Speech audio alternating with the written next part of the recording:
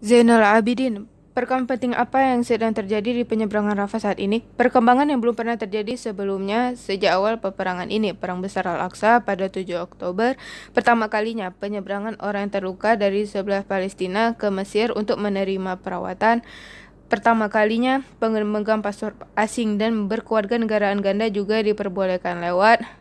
Lebih dari 86 orang terluka dan keluarganya menyeberang ke pihak Mesir. Sekitar 300 atau lebih pengguna paspor asing juga menyeberang ke Mesir, termasuk juga orang-orang Mesir. Terbanyak orang Palestina dari bagian Gaza yang juga berkeluarga negaraan Mesir.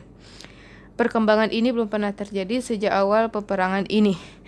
Tentu saja hal itu terjadi dalam mekanisme yang telah disepakati antara Qatar, Mesir, Israel, dan Amerika Serikat untuk mempermudah penyeberangan kasus-kasus kemanusiaan dan pengguna paspor asing di Gaza ke bagian lain. Tetapi yang perlu diperhatikan adalah mereka yang ingin menyeberang dari bagian lain ke daerah Gaza. Mereka adalah orang Palestina yang terjebak di bandara beberapa negara, termasuk Bandara Al-Aris di Mesir.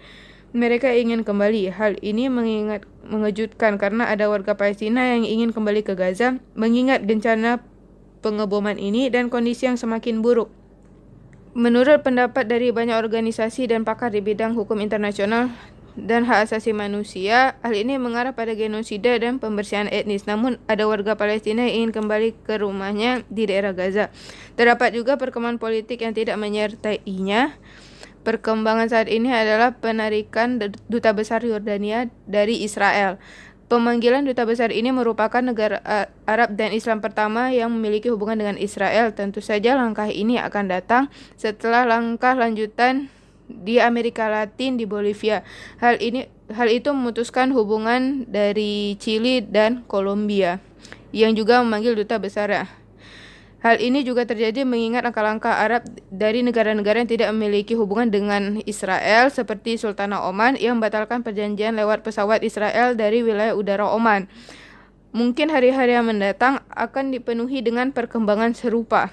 Namun salah satu perkembangan politik yang mencolok adalah apa yang dikatakan Ismail Haniyeh, yakni Kepala Biro Hamas, bahwa Hamas sebenarnya memaparkan rencana yang komprehensif, termasuk pertukaran tahanan dan mencari jalan keluar perdamaian untuk mendirikan negara Palestina dan memberikan hak untuk rakyat Palestina dalam menentukan nasib sendiri, dan juga tentu saja untuk mengakhiri apa yang digambarkan terhadap serangan Israel yang sedang berlangsung di jalur Gaza.